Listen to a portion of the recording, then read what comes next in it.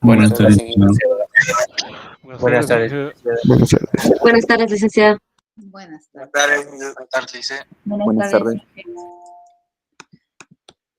Buenas tardes. Vamos a continuar en lo que estábamos avanzando. Ok. Bueno, a ver, vamos a hablar de esto. Bien. ¿Y qué otro más quiero?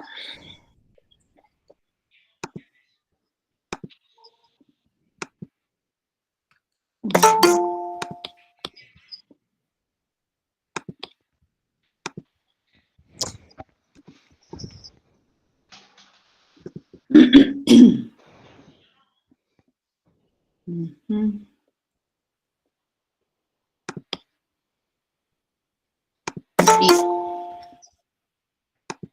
Y entonces vamos a iniciar.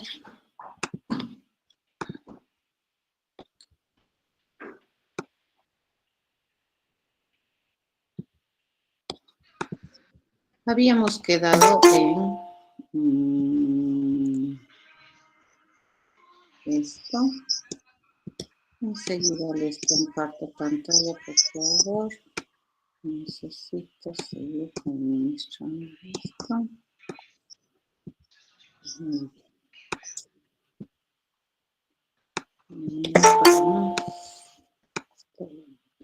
Por allá.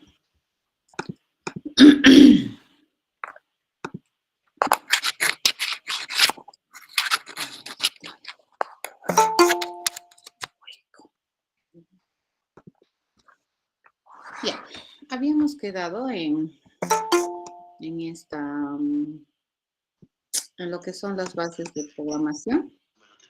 Y como les había comentado, pues en el curso íbamos a estudiar el paradigma orientado a objetos para planear alternativas de solución. Y en ese contexto habíamos estado manejando todo lo que teníamos en la fase de análisis y diseño, ¿no? Y habíamos visto, a ver, dentro de los principios de programación, todo lo que es concepto de variable, cómo se entiende en programación una variable, qué son las constantes nominadas, habíamos visto expresiones, habíamos visto también qué es clase. La clase se había definido como un modelo que representa, ¿no?, un tipo de objetos del mundo real a través de un conjunto de características que al principio del semestre lo vamos a identificar como características funcionales que debería tener cada tipo de objeto. Habíamos indicado que un objeto es un ente ejecutor en este paradigma de programación. Es por esa razón que se denomina programación orientada al objeto. ¿Ya? Esa es la razón. Entonces los objetos son muy importantes a la hora de entender este paradigma. Bien. Bueno, aparte de tener la clase, el objeto, asignarle responsabilidades funcionales a cada tipo de objeto, pues en las clases, además de asignarle estas responsabilidades, tenemos que definir cuál es el método por el cual los objetos de algún tipo suelen responder o suelen realizar tareas. ¿Ya? Entonces, Grover, ¿puedes cerrar tu Perdón. micrófono, por favor? Gracias. Entonces, para poder programar nuestros planes de solución para que algún tipo de objeto pueda realizar una tarea, nosotros vamos a plantear el método. ¿Ya? Entonces, el método en programación orientada a objetos, como su nombre indica, tiene la misión de modelar un modo ordenado y sistemático que los objetos de alguna clase tienen para poder realizar una tarea. ¿De acuerdo? Entonces, si un objeto de algún tipo tú le asignas una tarea para que sepa resolver, pues el método vendría a ser la forma, el cómo, el procedimiento, el conjunto de pasos sistemáticos que se tienen que escribir para que este tipo de objetos sepa hacer la tarea. ¿Ya? Bien. Entonces, lo que nosotros hemos hecho, por ejemplo, cuando hemos hecho el diseño del plan, pues básicamente, ¿qué es lo que hemos hecho? Hemos identificado un procedimiento no ambiguo que tiene una secuencia lógica para resolver una tarea específica, ¿no? Y si nosotros tomamos, de acuerdo a la Real Lengua Española, ¿cuál es la definición del método? Pues fíjense que se adecua muy bien a lo que nosotros hemos hecho en el plan de solución, que dice, según la RAE, el método es un procedimiento que se sigue para conseguir algo. En el caso nuestro, cuando habíamos escrito un plan, ese plan tenía toda la fisonomía, tenía toda la intencionalidad de ser un procedimiento que deberíamos realizar para poder resolver una tarea o para poder conseguir una tarea. ¿De acuerdo? Entonces, en el método es donde nosotros vamos a escribir nuestro plan. ¿De acuerdo? Lo que habíamos desarrollado en la fase de diseño. Ya en la parte de diseño habíamos identificado, ¿no?, que todo plan tiene que tener un nombre. Y eso donde lo habíamos más o menos empezado ya a sistematizar en la fase de análisis, cuando preguntábamos qué tenemos que hacer. Y eso nos iba a dar una idea de cuál era el nombre de la tarea que queremos resolver. Este método siempre tiene que tener un nombre, ya que sea lo más significativo posible.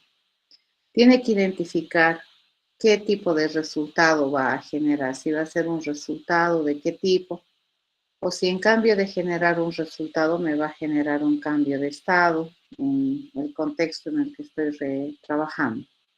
Por otro lado, también debería especificar con mucha claridad qué datos de entrada se requieren, ¿ya? Y por último, deberíamos definir el método en sí. El método entonces viene a ser el conjunto de pasos que identifica el procedimiento por el cual nosotros sabemos resolver una tarea. ¿De acuerdo? Entonces, el plan que nosotros hemos escrito en la fase de diseño lo vamos a traducir al lenguaje de programación como un método, ya que es un procedimiento sistematizado, no ambiguo, para resolver una tarea. Entonces, en terminología orientada a objetos, este término de método lo vamos a utilizar mucho. Y para no redundar, se dice que el método me va a permitir escribir el plan de solución. Entonces, en el plan de solución nosotros sí hemos identificado estas cosas. Y dentro del método, cada una de estas cosas tiene su lugar, ¿ya? Todo esto, que fíjense, el nombre del método, el nombre de la tarea que quieres resolver, el resultado bien especificado a través de su tipificación y los datos de entrada, todo eso se constituye en la cabecera del método o el identificador del método, ¿de acuerdo? Y lo que nosotros escribimos como el conjunto de pasos que me muestran el procedimiento por el cual se resuelve la tarea, a eso se denomina el cuerpo. Y en realidad este vendría a ser el método, ¿ya? Entonces la cabecera usualmente nosotros lo identificamos como la responsabilidad funcional. ¿Qué tiene que hacer? ¿Qué tiene que devolverme? ¿Y qué necesito para hacer lo que se supone que me están pidiendo hacer? Y luego el conjunto de pasos viene a ser el plan, ¿no es cierto?, de solución, que se constituye en un método dentro de lo que es la programación, que también nosotros solemos llamarle cuerpo, ¿ya? Entonces, fíjense, un método tiene la siguiente estructura sintáctica. Acá está el nombre del método, del proceso o del procedimiento. Este es el nombre, ¿ya?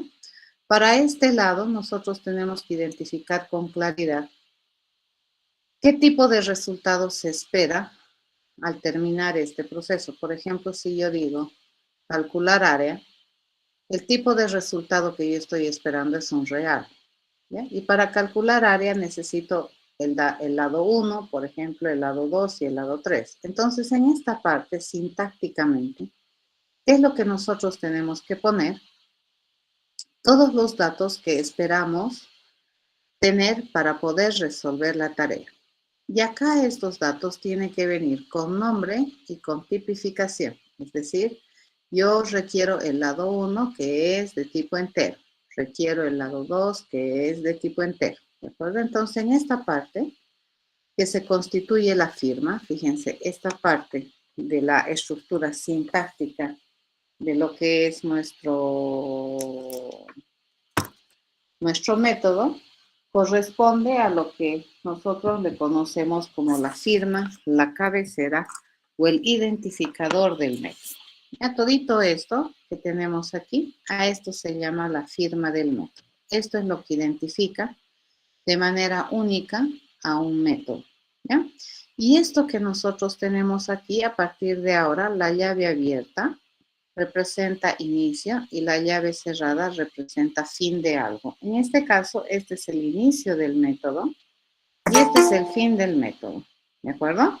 Y entre esa llave abierta y esa llave cerrada, pues nosotros aquí vamos a traducir nuestro plan, que era un conjunto de pasos secuenciados lógicamente, lo vamos a traducir como un conjunto de instrucciones. Una vez que estamos ya hablando en términos del lenguaje de programación imperativo, esos pasos que nosotros habíamos identificado en el plan se van a constituir en instrucciones, ¿ya? Entonces, esta es la sintaxis general de un método, ¿ya? Ya hemos estado trabajando cuando hemos hecho el plan, ya en pos de que nuestro pensamiento sistematizado nos permita ya tener los elementos necesarios para poder ir a programación. Estructura sintáctica. Bien, ¿qué significa esto? Cuando encuentra una estructura sintáctica de esta naturaleza, el procesador, lo que va a hacer, fíjense, es registrar este nombre de proceso con su tipo de resultado y con sus n datos como un identificador de un método, ¿de acuerdo? Y este conjunto de instrucciones, a partir de este momento, se van a utilizar a través de este nombre de proceso. Es decir, asocie este conjunto de instrucciones con este nombre que nosotros le estamos dando aquí, que me permite obtener este tipo de resultado y requiere estos datos. ¿De acuerdo? En esta estructura sintáctica, fíjense, y estoy repitiendo, la llave de apertura representa el inicio del método y la llave de cierre representa el fin del método. ¿Ya? Eso. Bien. Una vez que nosotros tenemos esta estructura sintáctica bien definida, pues ya podemos empezar a planear cómo traducir nuestros planes al lenguaje de programación. Vamos a tener cuidado que cuando nosotros tenemos en lenguaje de programación, cada uno de estos tiene que venir como una declaración. Ya habíamos visto cómo se declara una variable. Por ejemplo, si yo digo que este proceso va a requerir un lado 1, que pertenece a los enteros positivos, esto yo lo tengo que traducir al lenguaje de programación como una declaración. Y yo tendría que decir así, ¿no es cierto? Algo así. Resulta que yo requiero un lado 1, ¿ya? El lado 1 es el dato que yo requiero, que se compromete a ser un dato de tipo entero. Entonces, cada uno de estos datitos tienen que ser declaraciones. ¿De acuerdo? ¿Eso qué quiere decir? Tienen que ser de esta forma. De la forma general, digo tipo e inmediatamente digo nombre. ¿Ya? Así debería ser. Ok. ¿Qué otra cosa tenemos que tomar en cuenta cuando se tiene sintácticamente esta estructura que representa un método? Pues también nosotros tenemos que identificar el tipo, ¿ya? El tipo de resultado, fíjense, me va a decir respecto a qué tipo de incógnita estoy buscando. Por ejemplo, puede ser, si yo digo, ¿no? Es un real, si yo digo es un entero, entonces esto tiene que ser reemplazado por el correspondiente tipo, que el lenguaje que estamos utilizando para demostrar que el cerebro está realizable, nosotros debemos reemplazar, ¿de acuerdo? Por cada uno de estos tipos, ¿sí? Entonces, esta es la cabecera del método y este es su cuerpito dentro de la estructura sintáctica. Muy bien. Veamos, esto tenían de tarea. ¿Recuerdan qué tipos de datos te permite JDK o HAB? Estos son los tipos de datos que te permite almacenar o con los cuales tú puedes tipificar una variable, ¿no? Por ejemplo, puede ser boolean, en el cual tú tienes un valor lógico, ¿ya? Te dice, ¿no? ¿Qué puede contener? True, false. Por defecto, contiene un false, ¿no? ¿Qué puedes tener también? Un chat.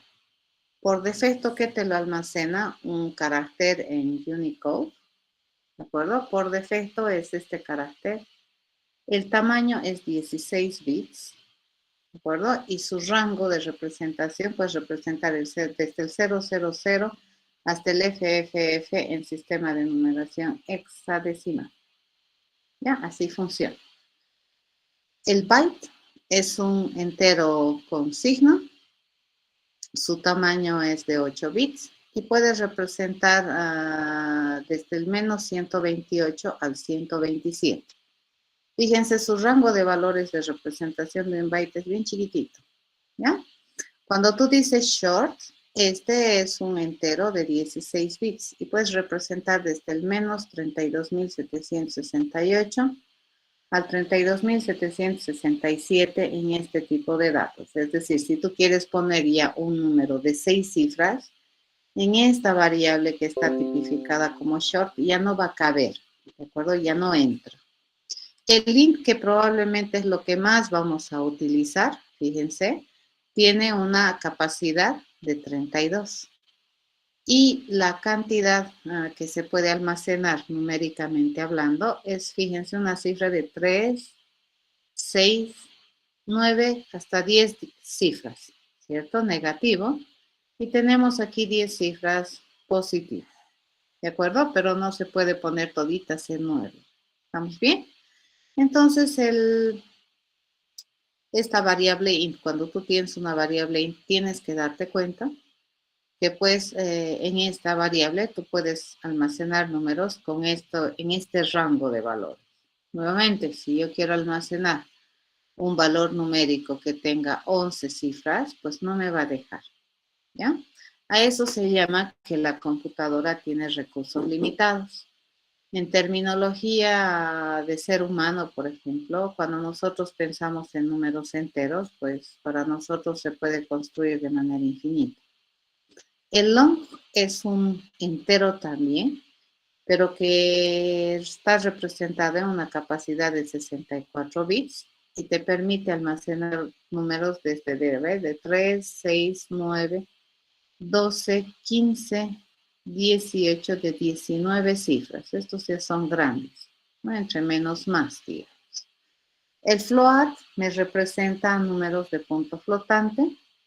El double representa números reales de doble precisión. Esos vendrían a ser los tipos de datos. El lenguaje que nosotros vamos a utilizar para demostrar que nuestro pensamiento es realizable soporta. ¿Ya? Como les decía, cuando nosotros pensamos un plan, pues tenemos que fijarnos muy bien las restricciones del problema que estamos queriendo resolver, porque evidentemente, si me piden sumar dos números que tienen un rango que está entre estos valores, pues yo lo voy a poder hacer simplemente utilizando un int. Pero si ya me piden sumar dos números que tienen 15 cifras, no me conviene utilizar un int. ¿Qué voy a utilizar? Un long. ¿De acuerdo?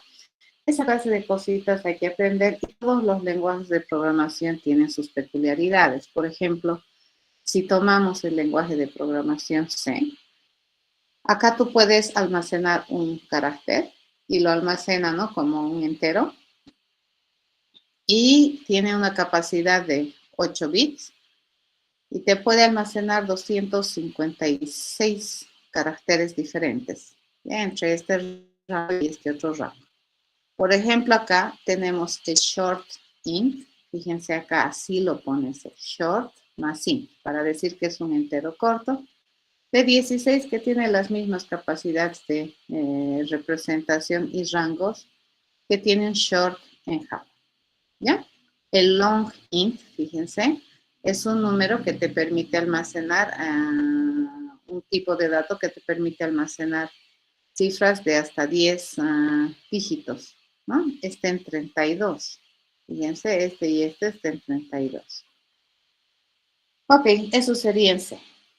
¿Ya? Entonces, en C, por ejemplo, tiene algunos otros tipos que están prefijados. Por ejemplo, aquí te dice un entero largo sin signo. ¿Eso qué le da? Le da umbral a representar más valores enteros positivos, ¿no? Pero no representa negativos, por ejemplo. Y a veces cuando no quieres negativos, le dices simplemente eso. ¿Qué hay que aprender? A ver, cuando tú manejas operadores y estos se utilizan en expresiones, estos operadores tienen la misión de transformar, ¿no es cierto? Y tienen una definición para operar. ¿Y cómo se van operando? Se operan por una precedencia de operadores. Por ejemplo, si yo le digo, a ver, ¿cuánto calculan esto? 3 más 5 multiplicado por 2. ¿Cuánto es eso? 13. 13. No es 16, ¿verdad? Es 13, porque lo primero que han hecho es la multiplicación y lo siguiente que han hecho es la suma. Aunque en la expresión aparece primero la suma, primero se hace la multiplicación, ¿correcto? Si yo quisiera hacer primero la suma, entonces si yo quisiera hacer primero, sí, la suma, entonces tendría que alterar el orden preestablecido de esta manera, ¿no es cierto? Tendría que utilizar símbolos de agrupación. Y esto sí ya me calcula 16. Esto en cambio me calcula 3. ¿Eso qué quiere decir? Que los operadores son símbolos, fíjense, que me permiten o que se utilizan en expresiones y me permiten calcular, evaluar nuevos valores. Y esta evaluación de los valores va a depender mucho de qué operadores uso y qué precedencias tiene. Eso es importante entender, ¿de acuerdo? Entonces aquí vamos a empezar a ver con el que tiene precedencia bastante elevada, y este L y este R te dicen, ¿no?, cómo es la precedencia, si es de izquierda a derecha o de derecha a izquierda. Este es de izquierda a derecha, ¿no? Y el operador o una precedencia es a la izquierda. Un operador que vamos a utilizar bastante es el punto, ¿ya? El punto no es punto decimal, nada. El punto en el ámbito de los operadores de JDK representa un operador de ámbito. Entonces, cuando yo a un objeto le quiero pedir que haga algo, ¿cómo le voy a pedir a ese objeto que haga algo? Indicándole así. Yo le voy a decir, oye, objeto, tú, objeto, haz algo. Entonces, le voy a pedir que haga algo, por ejemplo. Entonces, si yo quiero que este algo lo haga este objeto, el algo de quién, voy a utilizar punto. Y entonces, este punto es un operador que tiene muy alta precedencia en cuanto a las expresiones que nosotros vayamos a utilizar. ¿Qué otro tiene precedencia también? Los corchetes. Vamos a empezar a utilizar corchetes en la segunda parte del curso cuando veamos ya colecciones de datos. Y que también tiene bastante precedencia, por ejemplo, los parámetros. en los métodos, nosotros tenemos paréntesis abierto, paréntesis cerrado, y aquí adentro, ¿qué es lo que nosotros vamos a poner? Para la llamada, por ejemplo, ponemos un conjunto de argumentos que vienen a ser los valores que yo le voy a mandar a algún método para que me lo haga. Por ejemplo, cuando nosotros utilizamos el seno de algo, nosotros le mandamos, por ejemplo, el seno de 30. ¿Esto qué vendría a ser? Esto vendría a ser un argumento.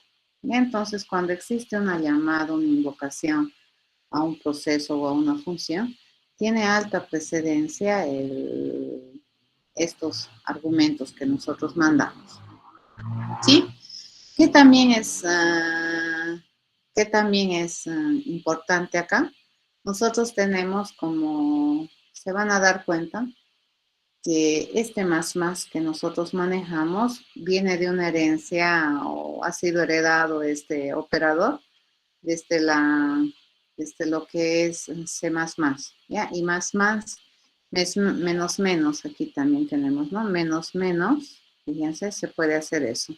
Cuando yo a una variable le digo A++, eso me dice que el próximo valor de A va a ser A más 1. ¿Ya? Esto es equivalente a decir que yo voy a cambiar el valor de A con lo que tenía el valor de A más 1. Entonces calculo A más 1 y ese nuevo valor lo voy a poner como contenido acá. Cuando yo quiero escribir esto, es completamente válido escribir así. Lo mismo con menos, ¿ya? Entonces, hay una manera de usar este más. Yo puedo utilizar, por ejemplo, A más, o puedo utilizar más A, ¿de acuerdo? Y ambas tienen diferencia. Cuando yo utilizo A más, primero evalúo A y luego recién le aumento 1. En cambio aquí yo primero aumento 1 y luego recién uso A, ¿ya? Pero esos, fíjense, el preincremento y el predecremento están con una precedencia de 15. ¿Qué tenemos también? Fíjense, como precedencia 15 tenemos la suma y la resta que vienen a ser unarias. ¿Qué significa eso? Cuando yo quiero hacer positivo o negativo, eso tiene una precedencia alta. Por ejemplo, yo le digo menos 1 por 3. Esto es lo primero que se va a hacer. ¿De acuerdo? Y luego recién se va a multiplicar por 3. Eso te dice. ¿Ya? A ver, vamos a ver algunos más. El NOT, fíjense, este es el operador NOT.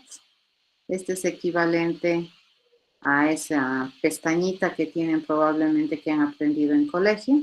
Este es el famoso operador booleano NOT, que es unario y tiene precedencia de 15. ¿Ya? New, luego lo vamos a ver, ¿ya? New es un operador que me permite construir. Este me permite construir o crear objetos, ¿ya?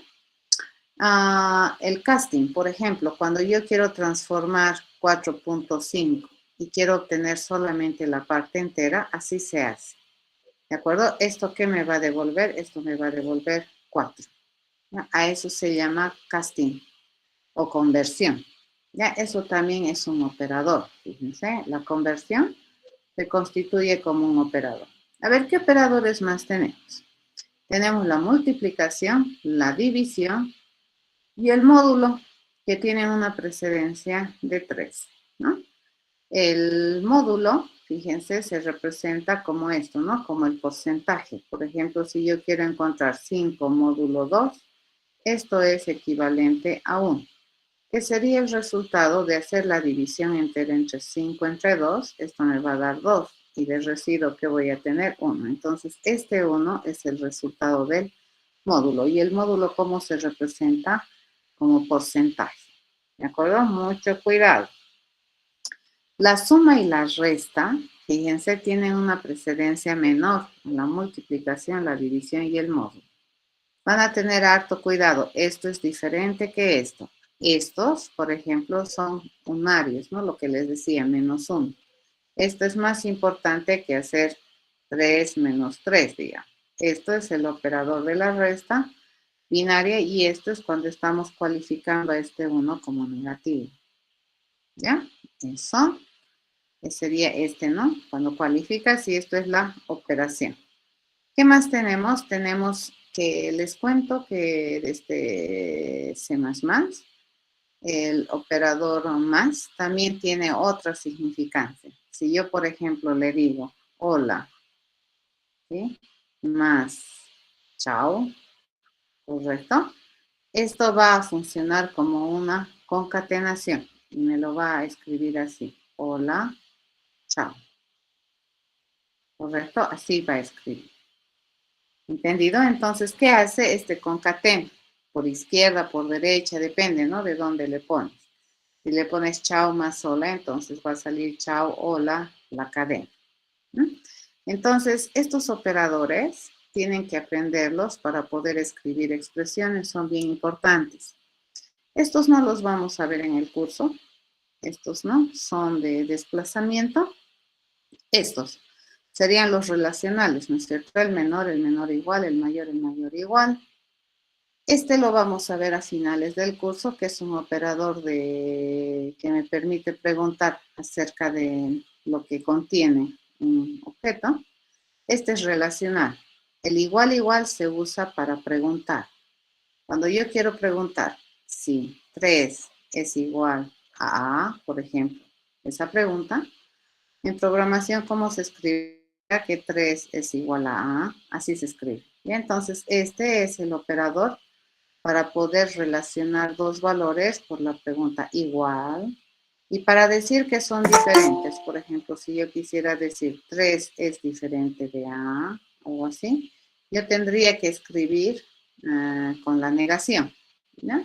Si ustedes se han dado cuenta, el signo de admiración cerrado es la negación. Entonces, ¿cómo escribimos es diferente de A? Así. ¿Ya?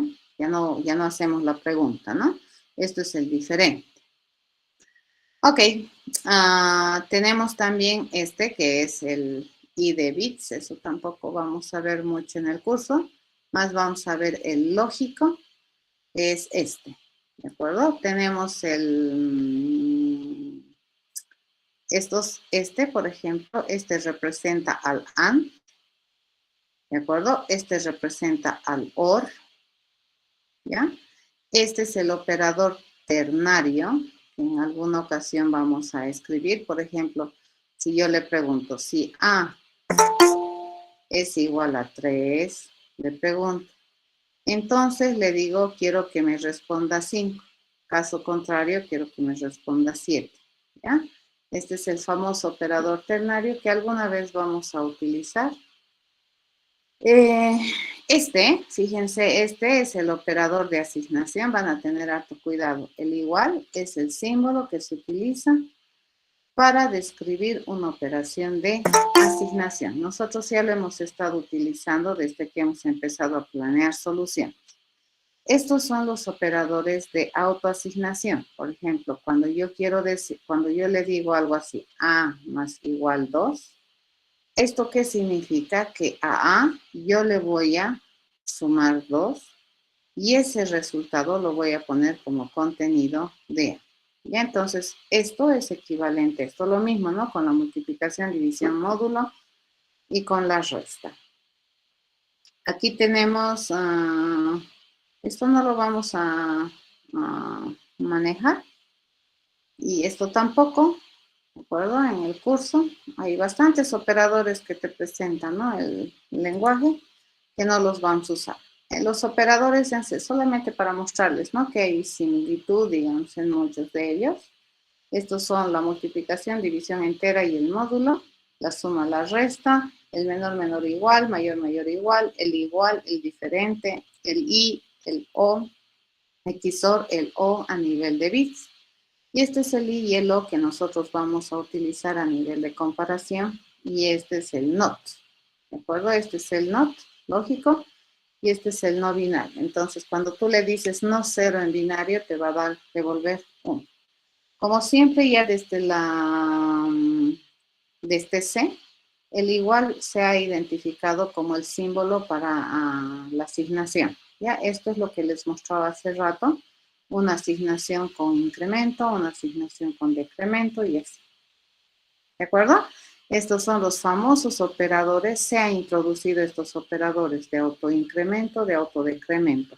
Y se autoincrementa por defecto en 1, se autodecrementa por defecto en 1. Los operadores de la suma y la resta, esto que me permite ser operadores de llamada a proceso, y esto para definir colecciones. Y obviamente esto es operador de AND. Eso que me dice que el punto decimal no es punto, ¿cierto? ¿Cómo se representa el punto decimal? En realidad se representa como una coma. ¿De acuerdo? Ok. ¿Qué otra cosa también tenemos que conocer cuando aprendemos algún lenguaje cualquiera? Es que todos los lenguajes de programación, al ser lenguajes artificiales, van a reservarse un conjunto de palabras que van a tener significancia para el lenguaje, ¿ya? Y tú no vas a poder utilizar esas palabras para poder nominar alguna cosa. Ya tienen un significado entonces particular. Y usualmente estas palabras reservadas también identifican de alguna manera alguna estructura que se puede construir en el lenguaje de programación. Las palabras reservadas que tenemos en JDK, algunas de ellas, ¿no? Son, por ejemplo, no puedes tú nominar una variable como, por ejemplo, no puedes llamarle a una variable final, ¿de acuerdo? No puedes, ¿ya? Porque final en terminología Java es una palabra reservada. No le puedes poner, por ejemplo, super a una variable, no puedes. ¿Por qué? Porque super es una palabra reservada y ya tiene una semántica asociada en el lenguaje, ¿ya? Tampoco puedes usar true, ¿correcto? Esta es una palabra reservada también. A ver, ¿qué otras cosas puedes utilizar que se parecen al castellano? Sería continuo, ¿no? Tampoco puedes utilizar. Y ninguna de estas. ¿De acuerdo? Todas estas palabras, fíjense, tienen significancia. Esta ya hemos visto. Long identifica un entero grande, int identifica un entero más o menos mediano, short identifica un entero pequeño, doble hace referencia a un valor real, boolean hace referencia a un valor lógico, char hace referencia a un carácter, ¿de acuerdo? Entonces, esa clase de palabras no puedes usar. Return no puedes usar. Return también es una palabra reservada, ¿ya? Para poder identificar que lo que está después del return es lo que tú estás tratando de devolver como resultado de un proceso. Listo. Se los dejo para ustedes para que lo lean con más cuidado, todas estas palabras, pero de hecho, ¿por qué es interesante conocerlas? Para que no las usemos. Ya de todas estas palabras que nosotros vayamos a trabajar en el curso, probablemente solamente algunas vamos a considerar. No vamos a irnos por todo, ¿no? El umbral de todas estas palabras reservadas. Bien, hasta aquí un poquito es lo que hemos visto. A ver, ¿qué es lo importante? A ver, resumiendo. En este caso, fíjense, ¿qué es lo que tú tienes que aprender bastante bien? Es que cuando tú tienes un programa, pues tú tienes que darte cuenta que los tipos de datos que tú vas a manejar en terminología ya de programación tienen rangos limitados. ¿De acuerdo? Esto hay que aprender. ¿Cómo se almacena un carácter? ¿Cómo se almacena un entero? Fíjense. ¿Qué rango de valores me permite? Esto tienes que aprender en cualquier lenguaje de programación que tú vayas a aprender. Es importantísimo. ¿Ya? Eso. Bien. ¿Alguna pregunta?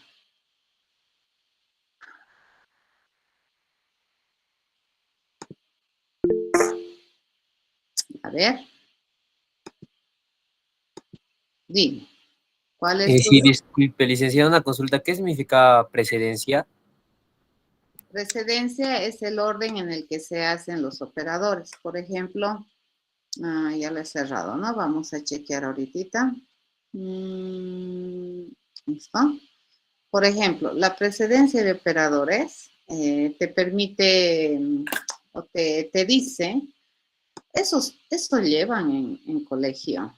te dicen el orden en el cual se van a evaluar las operaciones.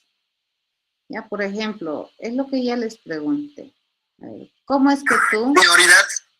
Es la prioridad. Se llama precedencia de operador. Ese es el nombre correcto. Cuando tú dices, es lo que les había dicho, ¿no ve? 3 más 5 por 2. Ustedes me han dicho que esto evalúa 13. ¿Por qué? Si el más aparece primero, ¿por qué esto evalúa 13? Porque fíjense, la prioridad de la multiplicación es 13, es más alta que la prioridad de la suma. Entonces, cuando tú encuentras esta expresión, ¿qué es lo primero que se va a hacer? Se va a hacer el operador o va a operarse el operador que tiene más alta prioridad, que en este caso sería la multiplicación. Primero hace la multiplicación y luego recién hace la suma. ¿Estamos de acuerdo? A eso se llama precedencia de operadores, porque si no, cualquier cosa calcularías, ¿correcto?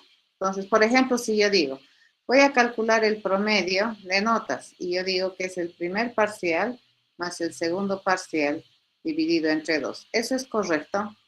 Esto me va a calcular el promedio. ¿Qué dice? Tendrías que poner paréntesis. Sí, porque si no, no ve. Por precedencia de operadores, primero se va a hacer la división, el segundo parcial entre 2, y a ese resultado de la división recién le vamos a sumar el primer parcial. ¿Correcto? ¿Y por qué se hace así? Porque la división tiene más alta precedencia en cuestión de orden de ejecución de la operación que la suma.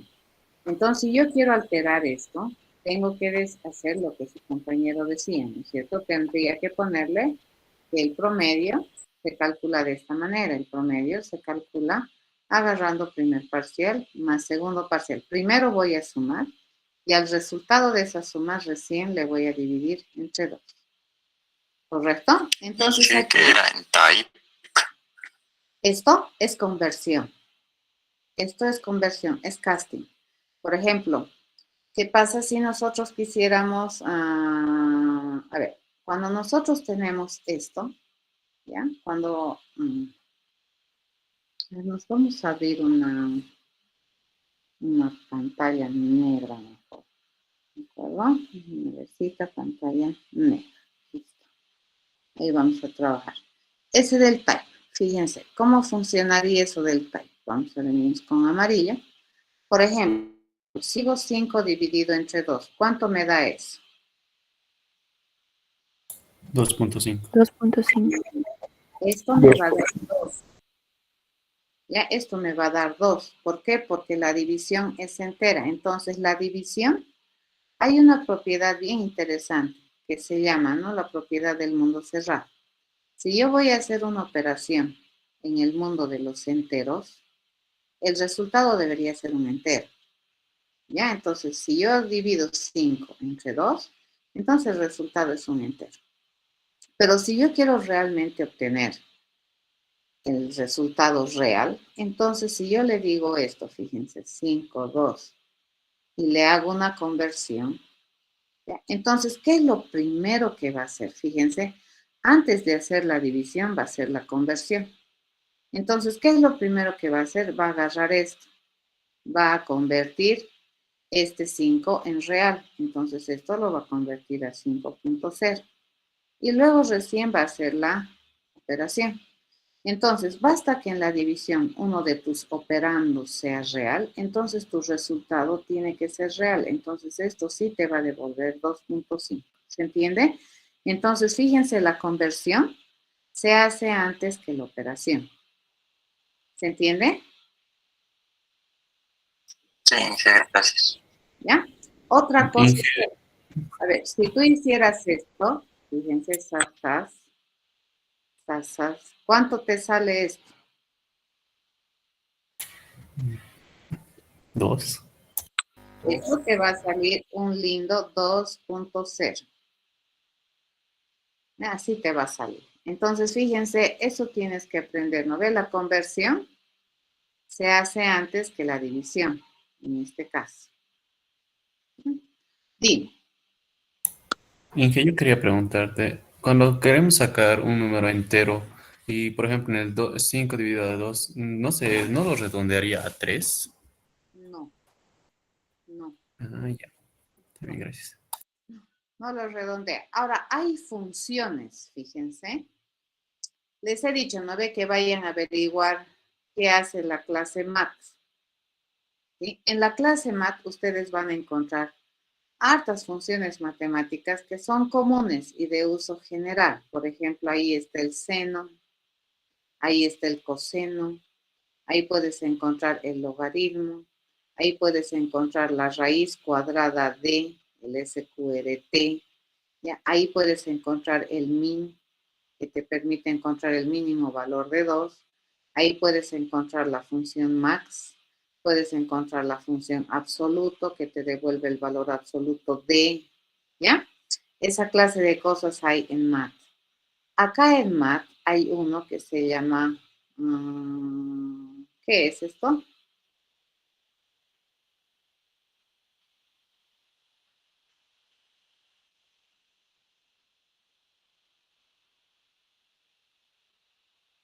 Esto te permite encontrar el piso y hay otro que te permite encontrar el techo, ¿ya? Entonces, lo que tú me estás pidiendo, por ejemplo, 5 dividido entre 2, esto matemáticamente hablando, ¿no ve? Así se escribe. Esto sería 3. Este es el techo de la división real de 5 entre 2. Pues si tú quieres encontrar el techo, eso se encuentra ceiling, ¿ya? Y si tú quieres encontrar el piso, por ejemplo, de eso, 5 dividido entre 2, piso, es 2. Pero esto es notación matemática. Estas notaciones matemáticas, fíjense, se escriben como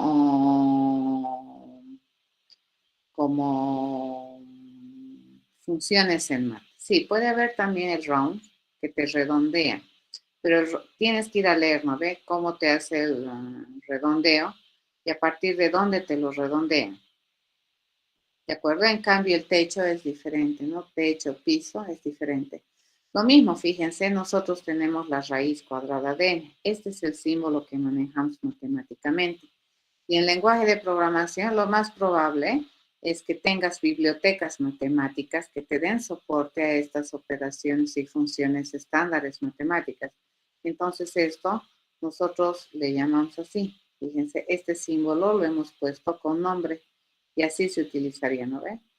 La raíz cuadrada de n, que representa esto. Entonces, para cada una de estas usualmente funciones que nosotros tenemos, eso en matemáticas, ¿qué significa? El valor absoluto de la resta de A con B.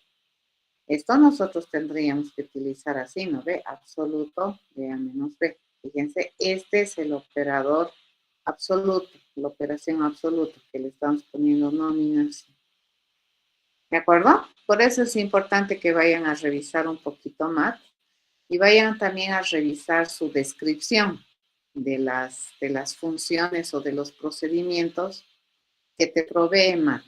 Usualmente todos los lenguajes de alto nivel te van a proveer este tipo de funcionalidades ya en bibliotecas hechas. ¿Está bien? Eso. ¿Ya? Eso hay que Gracias, Liz. aprender. ¿De acuerdo? Listo. Entonces, una vez, y esto se va aprendiendo también con la práctica, ¿no es cierto? A medida que vas utilizando, te vas a ir dando cuenta y ya te va a ser mucho más natural, le llamaremos, el uso de estas cosas y cómo ya te vas a empezar a dar cuenta por qué te genera un error cuando tú dices 5 dividido entre 2 y tú juras que te tiene que devolver 2.5, no lo hace, pues es porque tenemos, al final, a fuerza de uso, vas a aprender que la división es un operador que tiene consistencia respecto a sus operandos, ¿no? Si tú le mandas 2 operandos enteros, el resultado va a ser entero. ¿De acuerdo? Ok, entonces lo que vamos a hacer ahora es un ejercicio. A ver, ¿tienen alguna pregunta más? Sí, disculpe, licenciado, una consulta. ¿Qué significa o qué es JDK, perdón? Java Development Kit, el kit de desarrollo de Java. ¿Ya? O sea, alias Java. La mayoría de la gente le conoce como Java, pero JDK es el kit de desarrollo de Java. Es el conjunto de instrucciones para hacer programas en Java. Java en sí es toda una especificación, les cuento. Java no es un lenguaje, Java es una especificación. El lenguaje de Java es el JDK, el kit de desarrollo de Java. Ya, pero para aminorar el nombre, todo el mundo lo conoce como Java y todo el mundo entiende, pero Java es una especificación. Y lo que nosotros utilizamos en Introlab Prograph prácticamente es el JDK, es el kit de desarrollo de Java básico, ¿ya? Porque luego después Java tiene un montón de cosas dentro de lo que es su especificación. Yo les voy a mostrar. El problema de hacer esto es que luego ya no tenemos tiempo, ¿no? Pero bueno, vale la pena tal vez, probablemente perder un poco de tiempo. A ver, esta es la especificación de Java. Fíjense, todo esto tiene Java y esto estamos en una versión 6, fíjense, de Java. ¿Dónde está el kit de desarrollo de Java? Es todo esto, ¿ya? Y nosotros aquí dentro del kit de desarrollo de Java tenemos el AWT, el Swing. Estos sirven para hacer interfaces gráficas de usuario, ¿de acuerdo? Tenemos IDLs, esto es para hacer programación colaborativa, ¿ya? Esto es para hacer programación con RMIs llamadas invocaciones remotas a métodos, RMI. Tenemos aquí, ¿dónde está mi Java? Que me permite trabajar con lo que es base de datos, ¿ya? Tenemos acá tenemos, esto es lo que nosotros más o menos usamos, ¿no? Son las librerías básicas, las bibliotecas básicas de Java, ¿no? El lang, donde está mat, donde está system, donde tiene un montón de objetos y de clases que me permiten tener ya funciones hechas. Tenemos aquí colecciones, tenemos aquí todo lo que me permite hacer programación concurrente que nosotros no manejamos en Introlab Prograph. ¿De acuerdo? Toda esta clase, todo esto, fíjense, es el famoso JDK de Java. Ya lo que nosotros utilizamos es prácticamente una nadita. Java, fíjense, es el interpretador del lenguaje de programación. El Java C es el compilador del kit, ¿ya? Del JDK. El Javadoc es todo un proceso o es un instrumento, una herramienta que me permite generar documentación de los programas que hacemos y así. ¿Ya? Entonces, el JDK es todo esto. Fíjense, es todo esto. Esta parte de aquí, desde la verde hasta acá, que me permite trabajar con lo que es desarrollo de aplicación. Pero todo lo que es el lenguaje Java se compone de toda esta parte, ¿no? Que es software que nosotros no tocamos, pero que sí necesitamos para ejecutar y que tiene también toda una parte que me permite ser independiente de plataforma, ¿no? Ajá. ¿De acuerdo? Entonces, cuando tú vienes aquí al API, les había pedido, ¿no? Ve que averigüen qué es MAT. El MAT se encuentra en la biblioteca lang. Y aquí podemos encontrar el MAT. Fíjense lo que decía su compañero, round. A ver, vamos a buscar. ¿Qué es round? Fíjense, nosotros tenemos por ejemplo. Y acá está su descripción, ¿no? Necesita un valor real y que te va a devolver un long. ¿Eso qué significa? Un entero grande, ¿no? Y aquí te dice, ¿no? ¿Qué es lo que hace? ¿Qué casos especiales tiene? Y esto hay que aprender, ¿ya? Cuando tú vas a ir a utilizar una biblioteca, no importa el lenguaje de programación que tú utilices, pues es importante que vayas a entender qué prestaciones de servicios tienes. A ver, vamos a ver si tiene esto que les decía.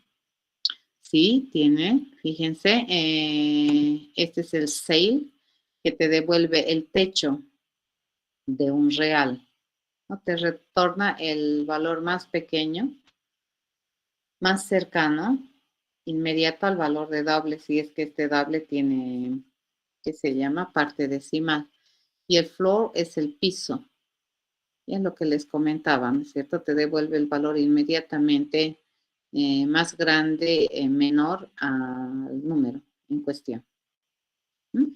Entonces, esta clase de cosas te son útiles, ¿no es cierto? Porque probablemente muchas de estas te proveen funciones matemáticas que nosotros hemos visto que no son muy útiles a la hora de explicar pensamiento, ¿ya?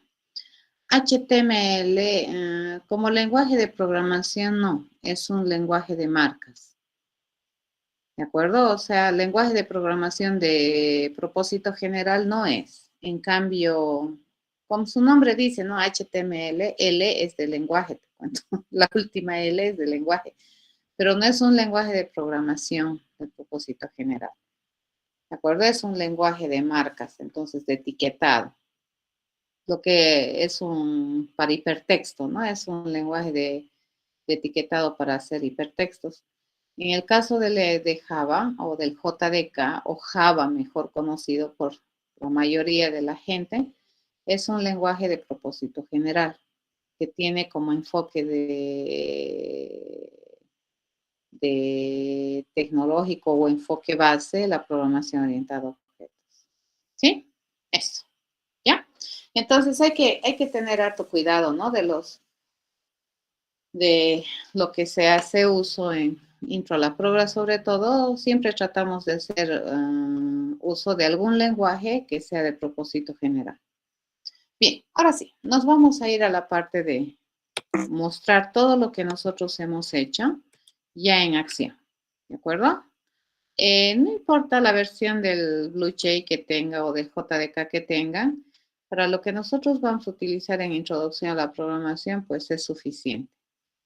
Y ya, ¿de acuerdo? A ver, vamos a resolver este problema. Te dice, dadas 3 notas parciales entre 1 y 100 de un estudiante, se quiere saber si el estudiante ha aprobado. Se dice que un estudiante aprueba si el promedio de los 3 parciales es mayor a 50. Caso contrario, se dice que el estudiante ha reprobado. ¿De acuerdo? Entonces, veamos. Lo primero que tenemos que hacer es entender el problema. Ya nunca jamás se olviden de esto, porque ustedes son todavía, muchos de ustedes son programadores novatos. ¿Ya? Entonces, estructurar cerebro es muy, muy importante. Siempre recuerden que el inteligente es el programador. ¿Ya? Entonces, el programador tiene que hacer su mejor esfuerzo de sistematizar su cerebro para que un ente no inteligente lo entienda. Eso nunca jamás me voy a cansar de repetirles. ¿De acuerdo? Entonces, la computadora es un ente no inteligente. El inteligente es el programador. Pero para poder resolver un problema, lo primero que nosotros tenemos que hacer es entender el problema. Nuestra fase de análisis, ¿no es cierto? Entonces vamos a, y cada vez, fíjense, esta fase de análisis, vamos a ir haciendo más rápido, más rápido, más rápido, ¿ya? Porque a medida que practiques, esto lo vas a hacer prácticamente casi de manera mecánica. Y luego, ¿en qué te vas a entretener? En el plan, y en el plan de solución. En este caso, a ver, ¿qué te están pidiendo? Te están pidiendo decidir si un estudiante ha aprobado o no. ¿Ya? ¿Quién lo debería hacer? Un robot evaluador. Recuerden que en la programación orientada al objeto, las tareas no se resuelven en el aire, las tareas las resuelve alguien, ¿de acuerdo? Un objeto responsable. Entonces, en este caso, el tipo de objeto responsable para decidir si un estudiante ha aprobado o no va a ser un robot evaluador. El resultado que estoy esperando es aprobó, es una variable que me va a decir sí, no. ¿De acuerdo? ¿Qué datos vamos a tener? 3 notas parciales, ¿ya? Que les vamos a nominar par 1, par 2 y par 3. ¿Ya? ¿Qué deberíamos saber hacer? Sumar, obtener promedio y comparar. Tenemos que saber cómo se obtiene un promedio. ¿Qué restricciones tenemos? Dice par 1, par 2, par 3 son números enteros positivos entre 1 y 100 que hemos sacado de la descripción del problema.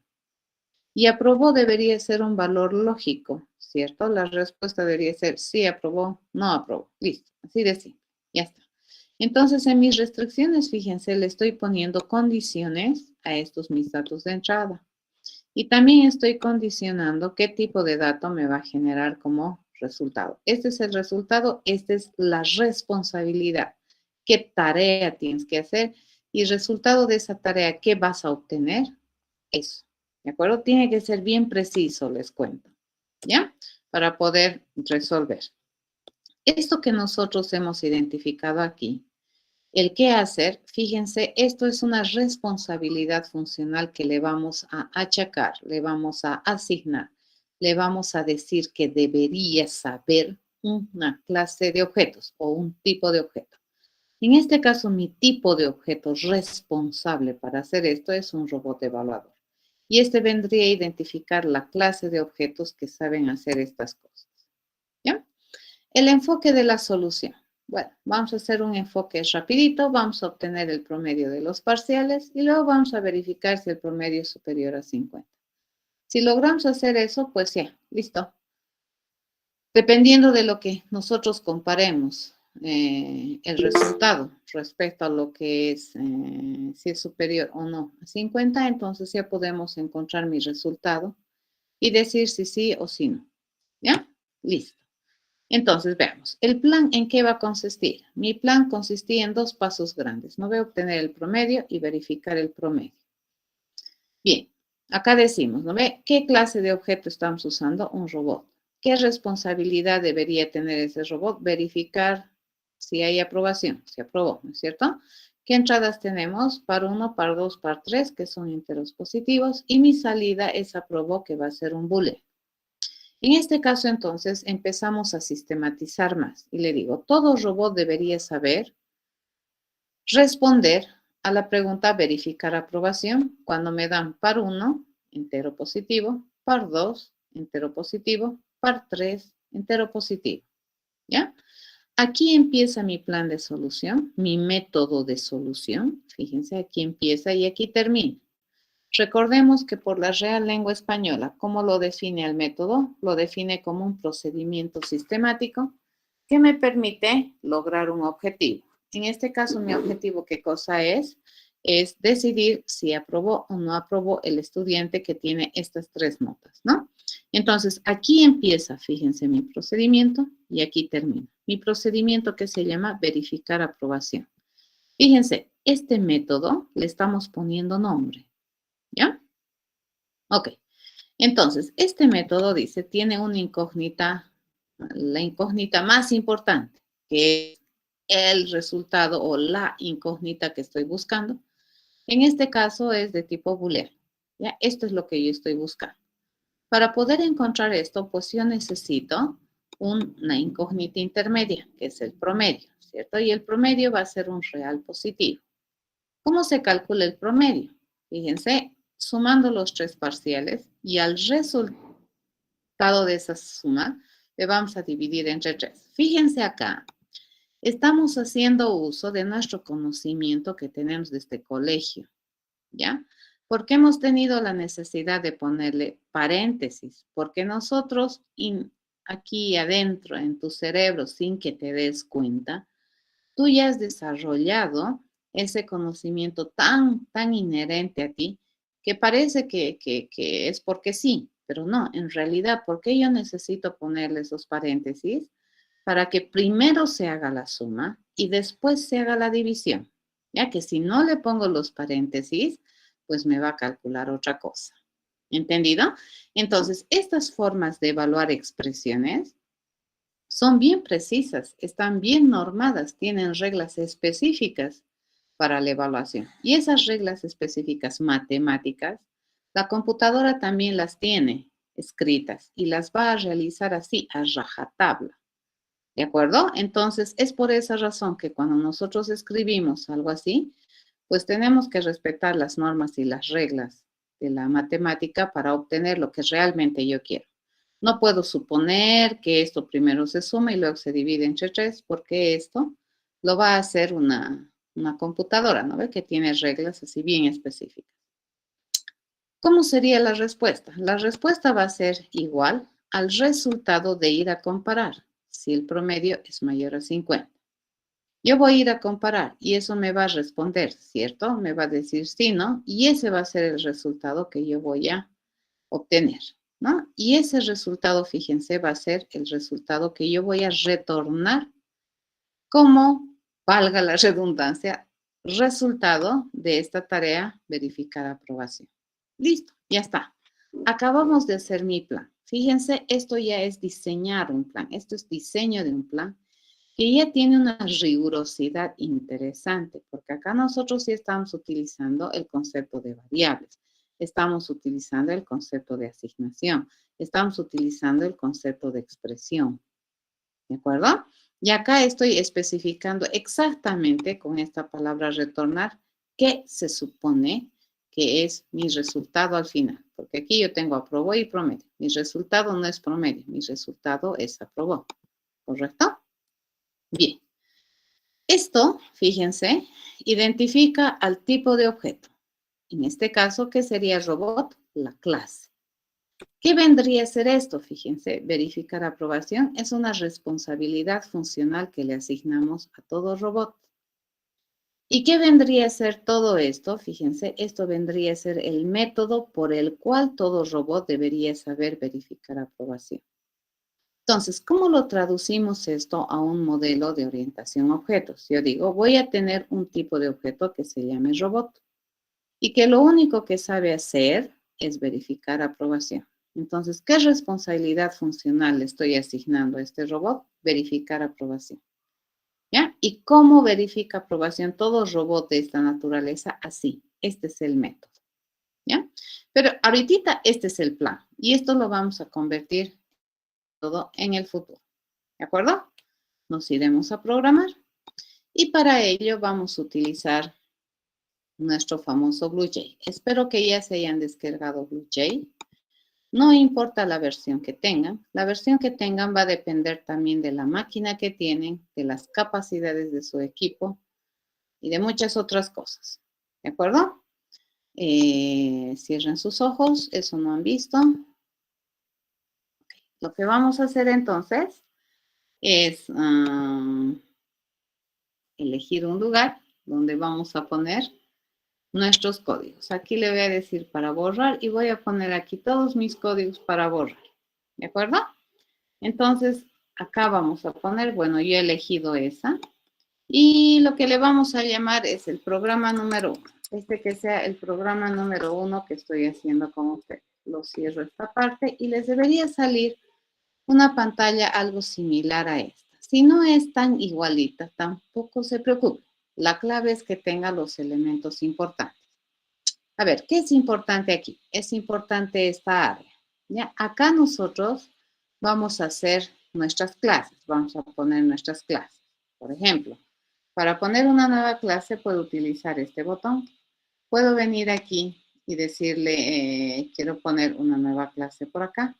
O puedo venir por acá y decirle nueva clase. ¿Ya? Acá, botón derecho y nueva clase. ¿Sí?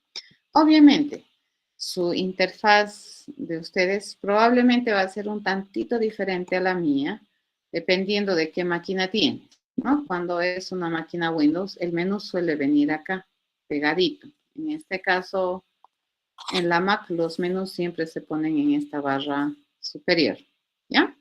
Entonces, vamos a crear una clase. A ver, ¿qué clase de objeto nosotros hemos dicho que vamos a programar? Un famoso robot, ¿ya? Este robot. Que sepa hacer, fíjense, ¿qué debería saber hacer este robot?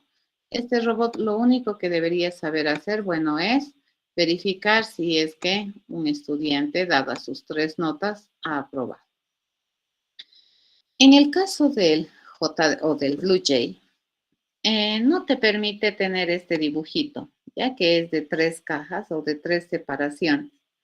Esto por fines de visibilidad y de espacio. Entonces, ¿qué es lo que nosotros vamos a hacer? Lo que nosotros vamos a hacer es decir lo siguiente. Vamos a trabajar solamente con el robot. Ahorita está ahí. Y luego nos vamos a ir a escribir el método de este robot. ¿Ya? ¿Dónde se escribe el método del robot? Hacen doble clic acá y se les va a abrir esta pantalla. Este es el editor para programas fuente. Hagan esto, ¿ya? Hagan esto, seleccionen todo eso y bótenlo. Porque lo que ustedes tienen ahí es un ejemplo de cómo se hace una clase. ¿Se acuerdan cuando habíamos visto la clase, cómo se traducía? La estructura sintáctica era decir class, el nombre de la clase, abro llave, cierro llave, y aquí al medio yo tenía que explicar todas las características esenciales que yo habría decidido representar para todo objeto de clase robot. En este caso, lo único que le estoy diciendo es que este robot debería tener una responsabilidad funcional que se llame verificar aprobación. ¿Ya? Que a partir de este momento se va a convertir en un método. Recordemos, ¿cuál era la estructura sintáctica de un método? La estructura sintáctica de un método decía el nombre. Luego, ¿qué venía? Venía los atributos, ¿no es cierto? O, perdón, las entradas. Par 1, decíamos par 2 y par 3. ¿Y qué te decía? Que estos datos de entrada a su vez iban a ser declaraciones. Recordemos, ¿cómo se declaraba? Se decía tipo y nombre de la variable. Esa es una declaración. Fíjense, le estoy diciendo que voy a tener una entrada de datos que se llame par 1, que va a ser de tipo entero. Voy a tener otra entrada de datos que se llame par 2, que va a ser un entero. Fíjense, estoy representando este par 1, es un entero positivo. Par 1 es un entero. En terminología Javera no se distingue, ¿no? Si es entero positivo o negativo. Solo es entero, ya está. En este caso, par 3 también va a ser un entero. ¿Qué se compromete a generarme como salida? Se compromete a generarme como salida un valor de tipo booleano. ¿Cómo se escribe booleano en JDK? Boolean. Fíjense, el editor es bastante amable ya con ustedes porque les empieza a pintar de otro color las palabras reservadas. Todo lo que está en pintadito en rojo y aquí este es un color vino más o menos, toditas esas son palabras reservadas. Lo que está en negrito aquí, eso es tu invento. ¿Ya? Esto también es mi invento. Este también es un nombre que yo estoy usando. Pero fíjense, si yo acá le pusiera como nombre final, acaba de pintarse en color vino.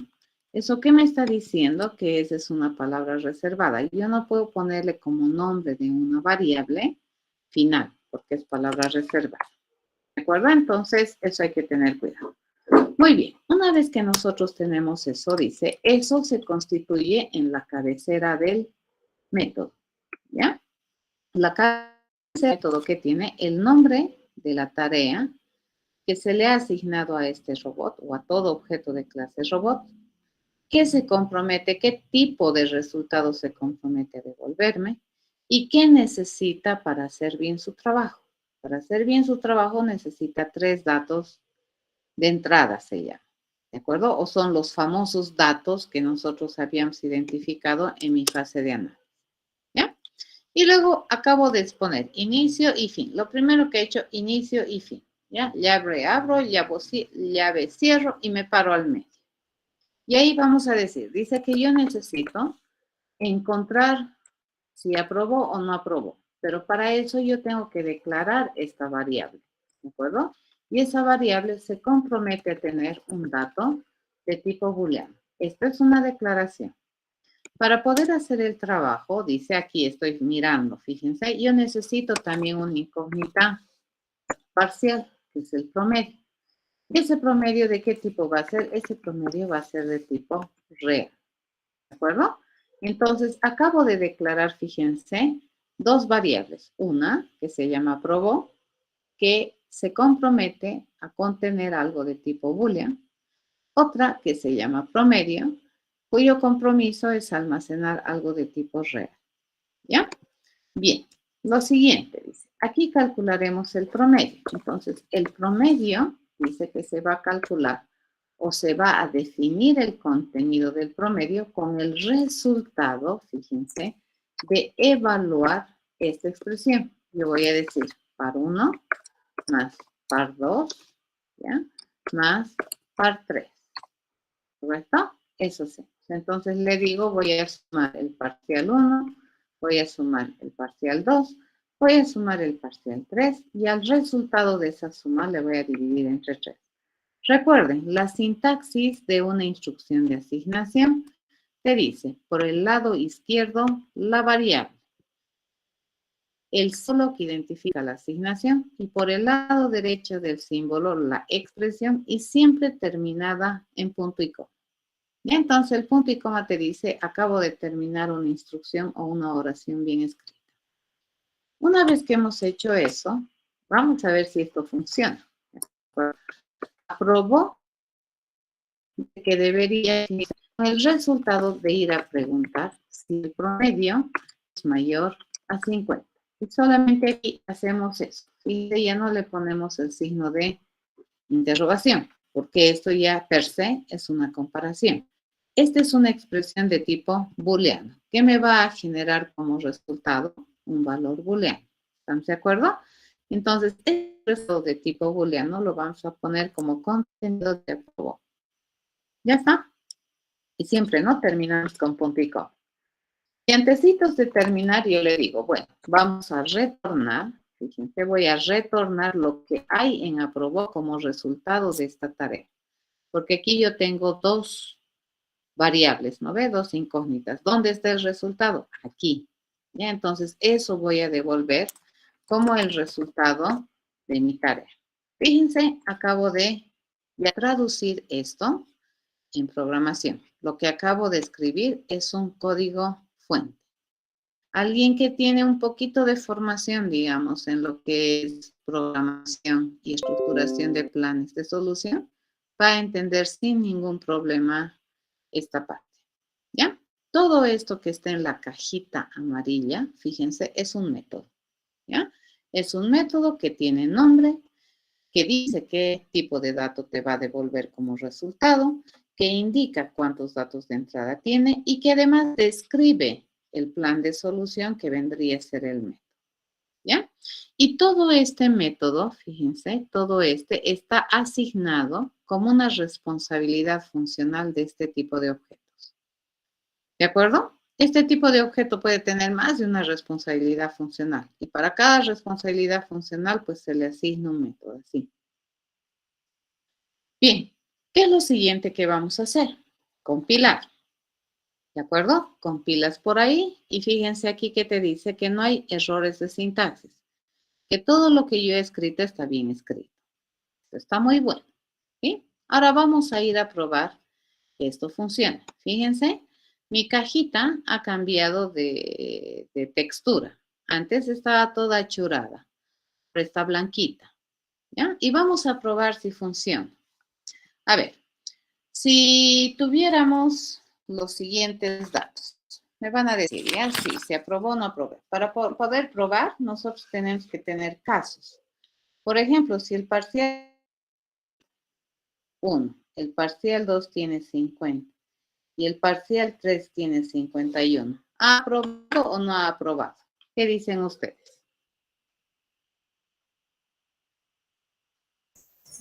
Aprobó, sí. Aprobó. Vamos a ver si funciona, ¿ya?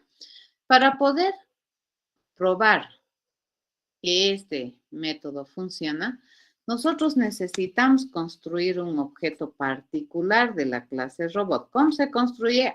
Por el momento, cuestión de fe, ¿de acuerdo? Así se construye. Fíjense, le vamos a dar un nombre. Este que sea mi robot evaluador.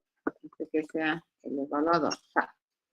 Y fíjense, acá esta área es bien importante porque esta área me permite modelar los objetos. Si nosotros observamos, este es un objeto particular de clase robot. ¿Y a quién le voy a pedir verificar si un estudiante ha aprobado, dado que le doy sus notas? A este, no a este.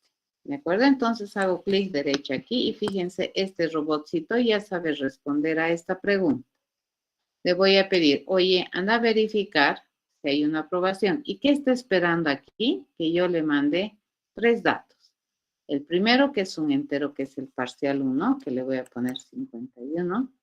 El segundo, que está para el parcial 2, que es un entero, le voy a poner 50. Y el tercero, que es el parcial 3, que es un entero, que le voy a poner 51. Según ustedes, esto debería devolverme true. Pero a ver, vamos a ver qué me responde. Me dice falso, no aprobado. ¿Qué ha pasado? ¿Quién me dice?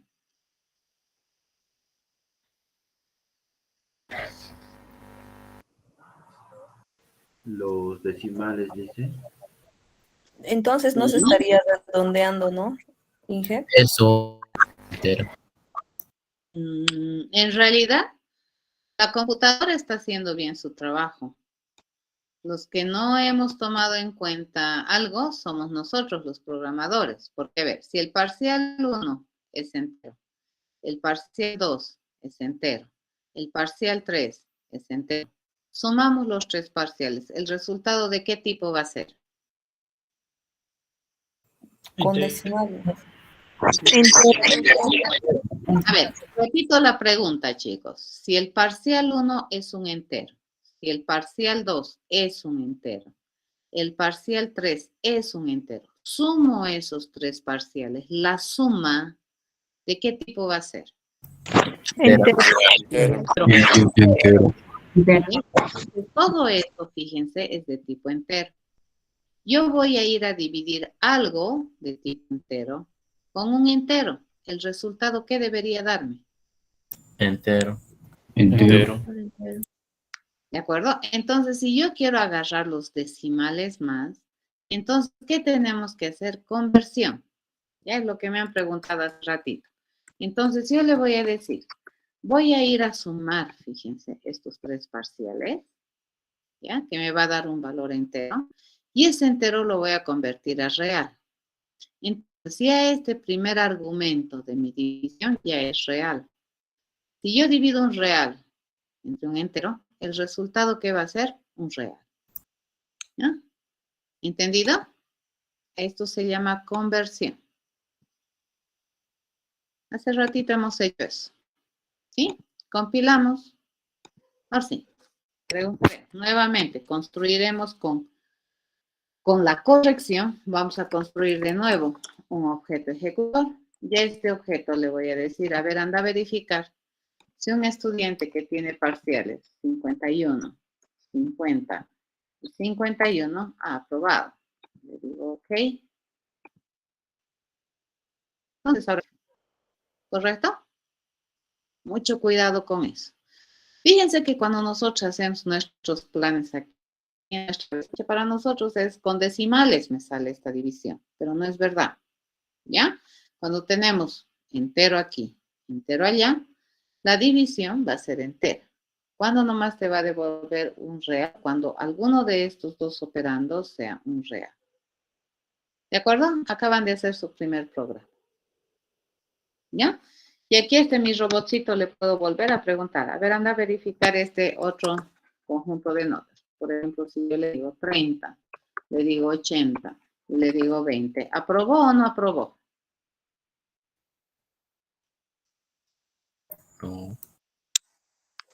No. No. ¿Sí? Eso, ¿no? A ver, veremos si no se confunde. ¿Qué pasa si yo le digo 50, 50, 50? ¿Aprobó o no aprobó? No. No. No. No. ¿Cierto? No aprobó. ¿Está bien? Y no se va a confundir. Como nuestras notas son del 1 al 100, entonces estas variables y la tipificación es completamente válida. ¿Estamos de acuerdo? Así se programa.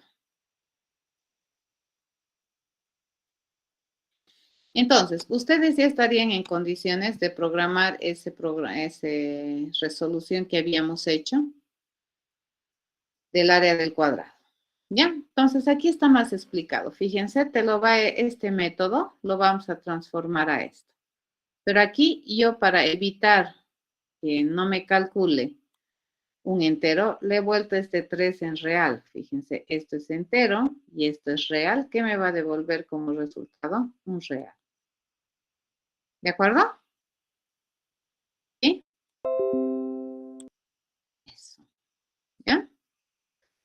Esto que nosotros tenemos acá son declaraciones, ¿ya? Esto que tenemos aquí, fíjense, las declaraciones tienen esta forma, ¿no ve? Tipo, contenedora, punto y coma. Lo que nosotros tenemos acá, fíjense, son asignaciones. Tengo 2 asignaciones. ¿Y cuál es la forma de una asignación? A este lado una contenedora que es usualmente variable y a este otro lado una expresión. Este es el operador de asignación. Van a tener harto cuidado, no es una ecuación. Punto y coma, ¿no es cierto? Y acá nosotros, ¿qué tenemos? Tenemos una instrucción de retorno que me permite retornar el contenido que tiene o el resultado de evaluar esta expresión. En este caso, si yo evalúo o aprobó, me va a devolver su contenido. ¿Se acuerdan que cuando habíamos hablado de variables en terminología de programación, les había dicho que se hagan a la idea de que es como una contenedora que contiene información? Y entonces, cuando yo evalúo esa variable, me va a devolver su contenido que en ese momento tiene. ¿De acuerdo? A esto se le conoce como código fuente. Lo que acabamos de escribir es el código fuente que está escrito en un lenguaje de programación, que es un lenguaje artificial, que tiene reglas sintácticas estrictas y que usualmente este código fuente lo entiende los programadores. ¿De acuerdo? Entonces, un programador, otro programador, si yo le hago leer esto a un programador de Chile, digamos, va a entender. ¿Ya? Porque estamos siguiendo unas reglas estrictas del lenguaje de programación. Bueno, ya hemos programado. Ahora, si ustedes son un poco más curiosos, en algunos otros lenguajes de programación, más o menos así se programa en Python. Ya, ahorita no he hecho con orientación a objetos, pero yo le digo, voy a definir, verificar aprobación, que recibe par 1, par 2, par 3, y su método, fíjense, 2 puntos, se define así. ¿Ya? Promedio, así, aprobó promedio igual 50, ¿de acuerdo? Esto sería mayor a 50. Y eso sería, aquí está, ¿no? Es mayor a 50 y eso sería aprobó, ¿no? En C, C++ es similar, ¿no? Mi bool, verificar aprobación, pero acá también me falta ponerle la clase, ¿no? Eso no le he puesto, pero es completamente válido ponerle clase, verificar aprobación, bastante similar. ¿De acuerdo? Eso. Entonces, les dejo como tarea para ustedes que vayan a implementar ese problema que habíamos resuelto de calcular el área de los 3 cuadrados. ¿Se acuerdan? Eso habíamos hecho en el anterior clase.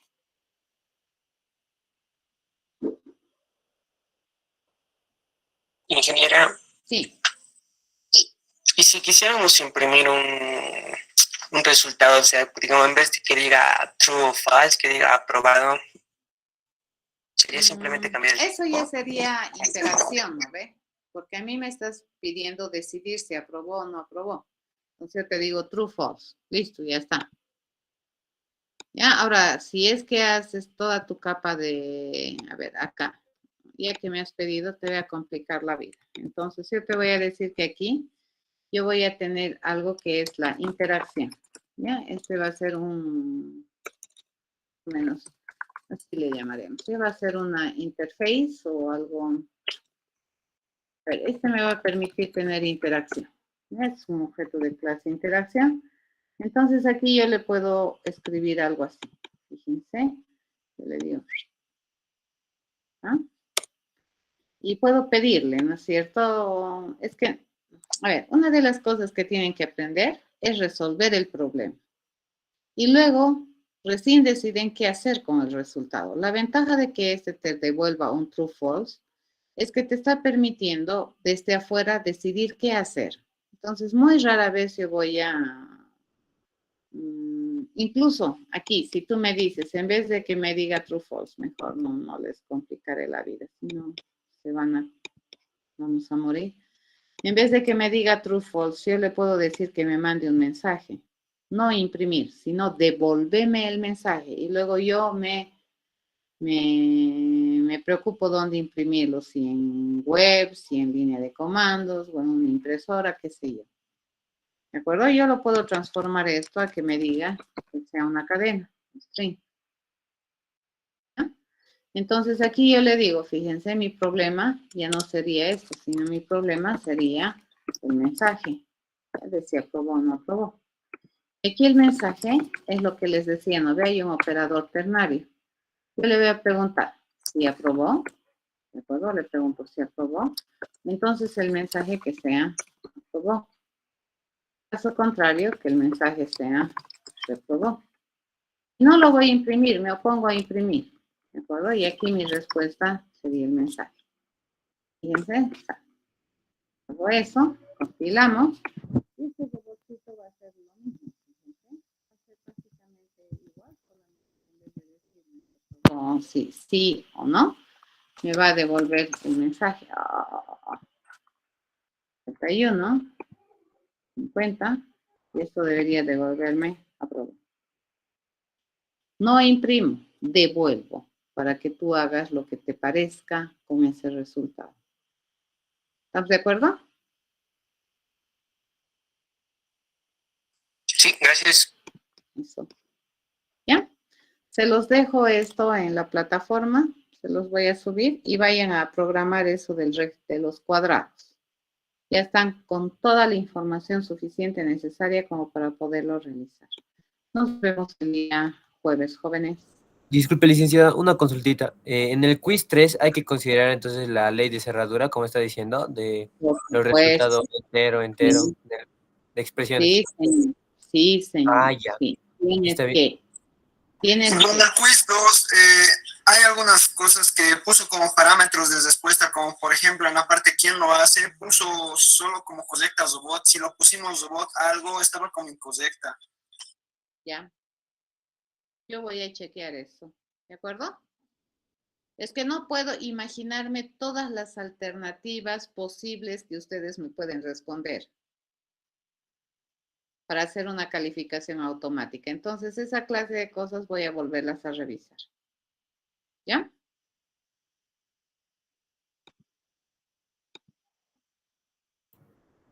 Sí, licenciada, una consultita más era que hace rato no pude preguntar, era de que si en restricción no iría también que si aprobó el promedio es mayor a 50 cuando haces, digamos, polea. Sí. Puedes ponerle como restricción que es parte de la especificación que te va a ayudar a hacer la solución. Sí. Está bien, muchas gracias.